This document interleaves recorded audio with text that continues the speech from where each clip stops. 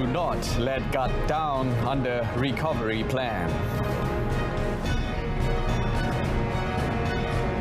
Selangor to amend state constitution for undi 18.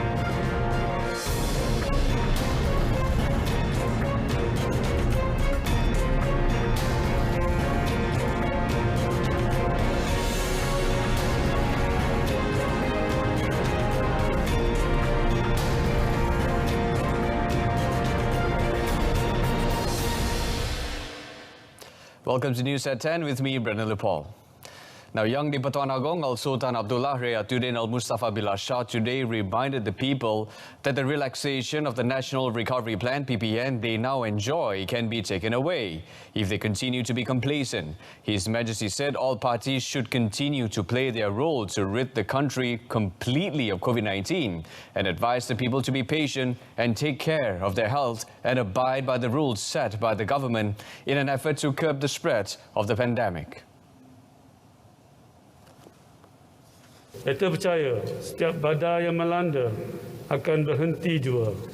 Yang gelap pasti akan menjadi terang dan yang kelam akan kembali bercahaya. Al-Sultan Abdullah said this at His Majesty's 2021 official birthday celebration at Istana Negara today. Also present was Raja Permaisuri Agong Tunku Haja Aziza Hamina Maimunah Iskandaria. At the ceremony, a total of 44 out of the 1,207 people received the federal awards and medals that were conferred to them in conjunction with His Majesty's birthday celebration on 7th June. However, no investiture ceremony was held then due to the COVID-19 pandemic. On today's celebration, His Majesty said it was supposed to take place last July, but could not be held then due to the COVID-19 pandemic situation. The PPN, which includes 4 phases, was announced on 15 June by former Prime Minister Tan Sri Muhyiddin Yassin.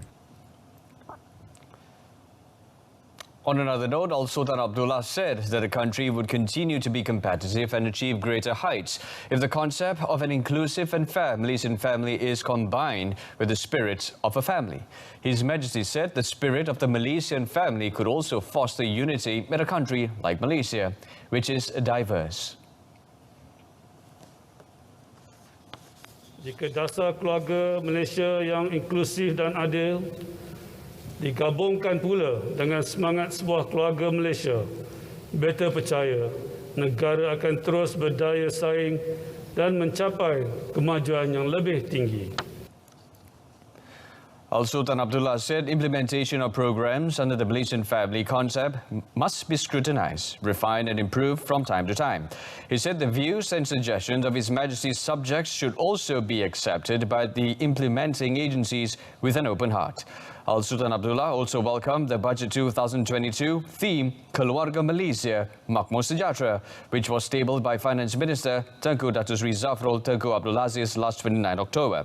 His Majesty also expressed his appreciation for the 12th Malaysia Plan that was passed without amendment via a voice vote.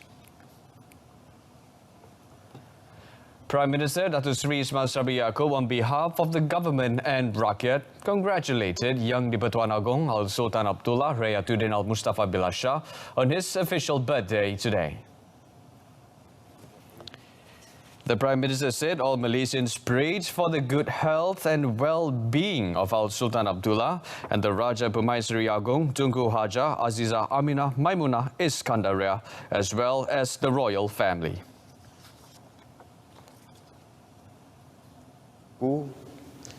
Raja Permaisuri Agong dan seluruh ahli keluarga sentiasa dilindungi dan dilimpahi taufik dan hidayah oleh Allah Subhanahu Wa Taala, dipanjangkan umur, diberkati dengan kesihatan dan sejahtera selalu.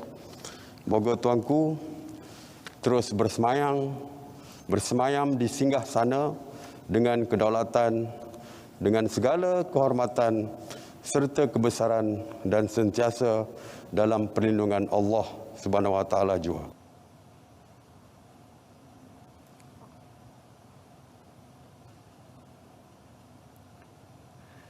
At the same event, Dr. Sri Semasa also informed that the implementation of National Immunization Drive (PICK) for adolescents has become the catalyst to efforts in developing the country and rejuvenating the economy. Yang kini telah berjaya memberi vaksin kepada lebih 95.5% populasi dewasa dan 66.4% populasi remaja setakat 2 November 2021. PIK atau PICK merupakan game changer yang menjadi pembangkit kepada usaha pemulihan ekonomi dengan pembukaan semula sektor ekonomi dan sosial termasuk pergerakan merentas negeri yang dinanti-nantikan oleh seluruh rakyat. The Premier also expressed his deep appreciation of the sacrifice of frontliners, as well as the support of the Rakyat in assisting the government to combat the COVID-19 pandemic. On another note, Prime Minister Datuk Seri Semasa also reiterated government's commitment in implementing new procedures and highlighting high-performance work culture in the government sector. The Premier said the government will also impose stricter enforcement and effective actions to ensure weaknesses in governance will not happen again. Kerajaan turut menyedari bahawa pencapaian prestasi ekonomi yang baik semata-mata adalah tidak memadai sekiranya isu-isu seperti kelemahan tadbir urus, ketirisan, penyelewengan serta salah guna kuasa masih ditakut lama. Apatah lagi, isu-isu yang dilaporkan dalam laporan Ketua Audit Negara tahun 2020 baru-baru ini jelas menunjukkan bahawa kerajaan perlu membuat usaha-usaha pembaharuan tertentu.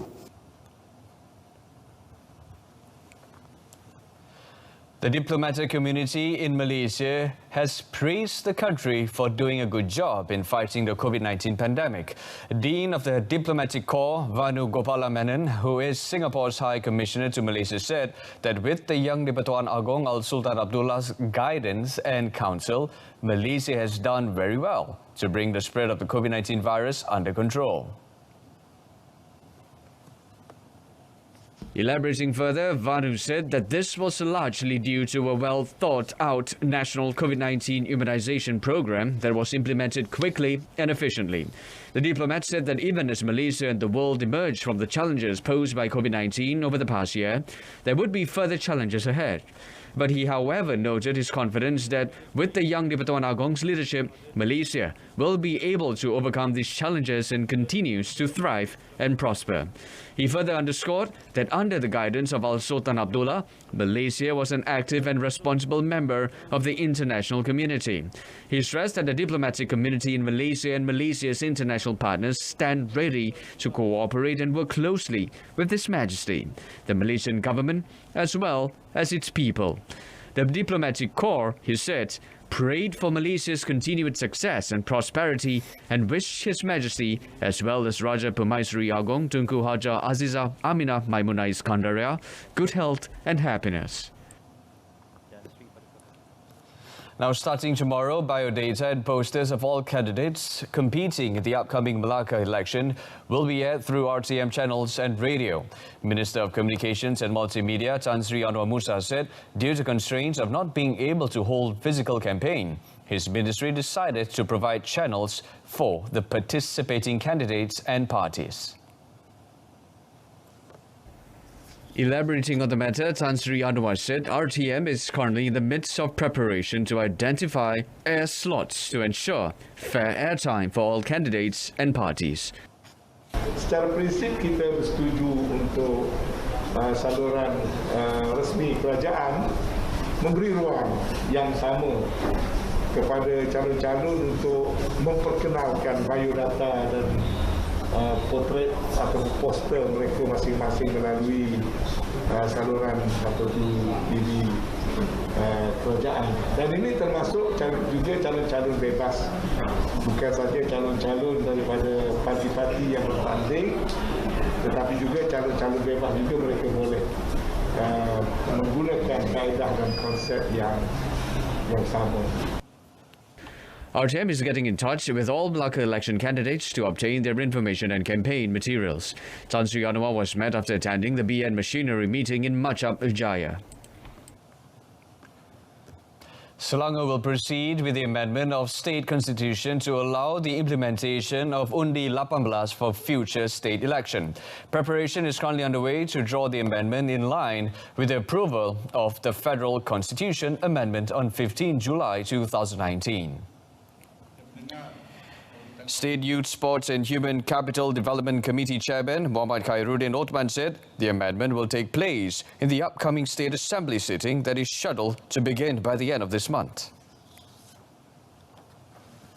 Kerajaan negeri Selangor bersedia untuk meminda perlembagaan undang-undang tubuh kita bagi membenarkan calon dari kalangan belia 18 tahun.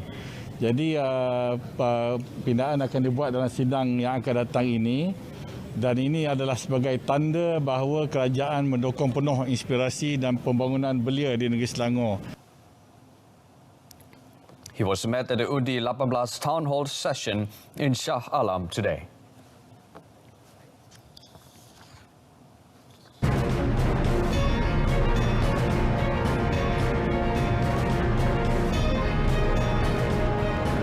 Coming right up, programs focusing on financial planning to be intensified. Stay with us.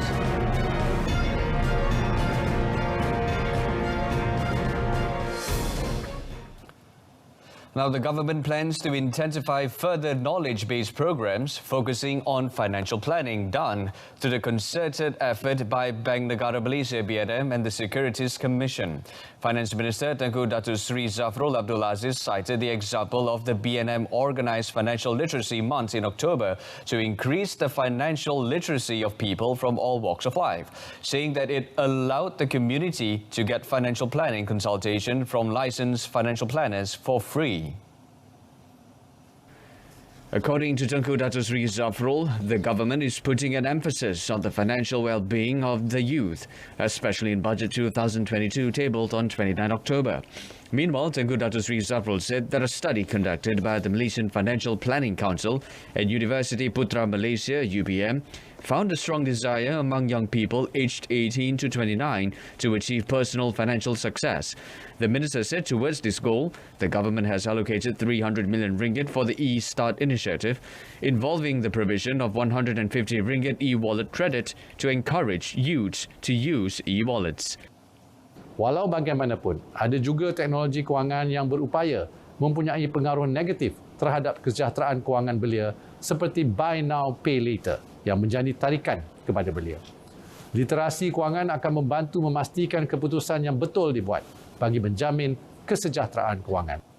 The minister said this during the closing program of the My Money and Me 2021 Financial Management Workshop organised by the Malaysian Financial Planning Council, MFPC, held virtually today. The construction of the East Coast Rail Link ECRL project, scheduled for completion in December 2026, has reached a progress rate of 25.09% as of October. Deputy Finance Minister 1 Muhammad Shah Abdullah said he was optimistic that the mega project involving a 665-kilometre rail network will be completed as scheduled.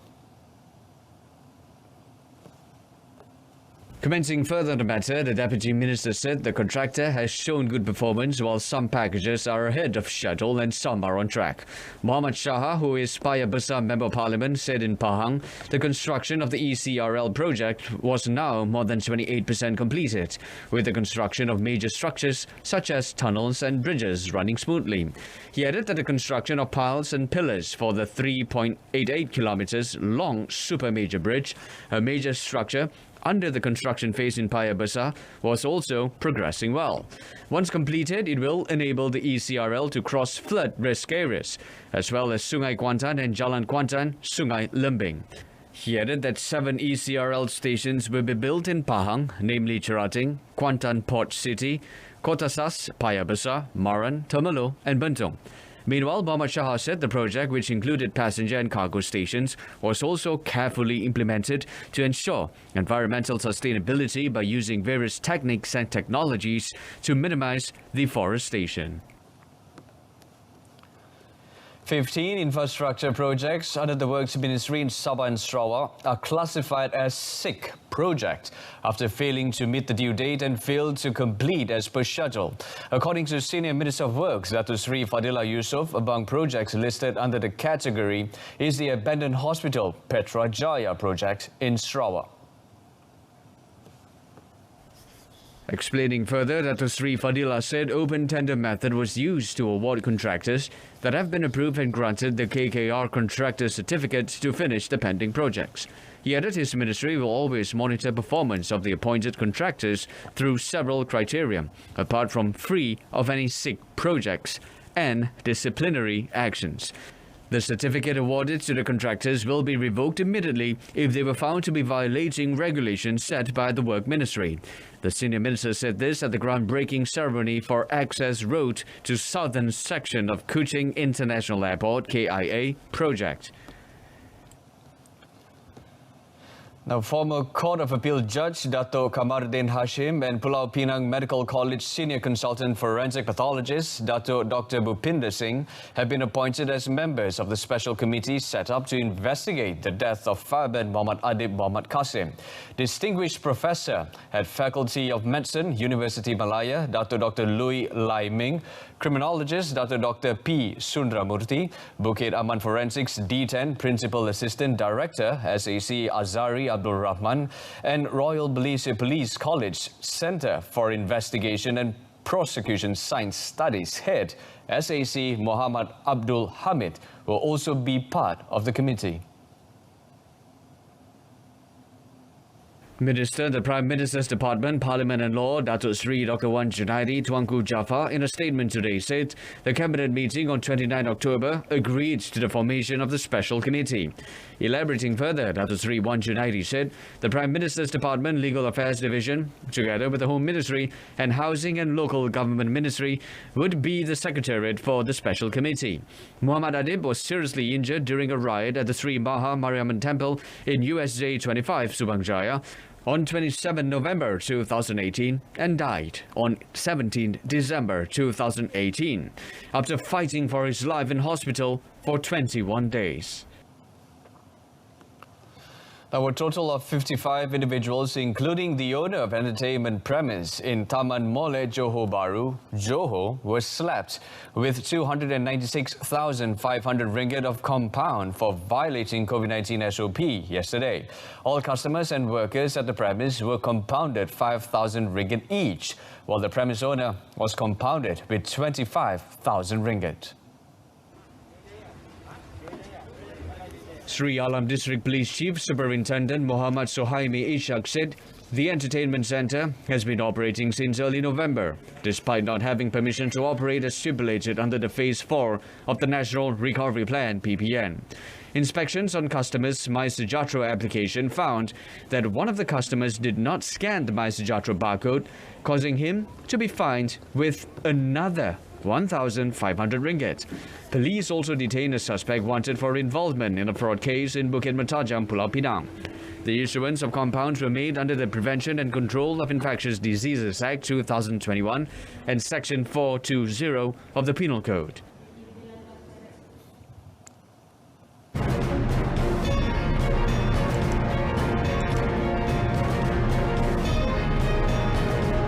Vietnam welcomes first foreign tourists in nearly 20 months. Stay with us.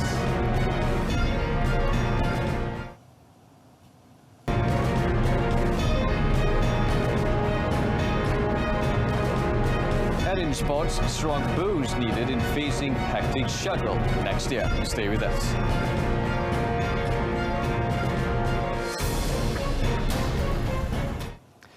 Badminton Association of Malaysia BAM President Tan Sri Muhammad Norza Zakaria is of the opinion that the national squad needed a strong boost in facing a hectic schedule next year.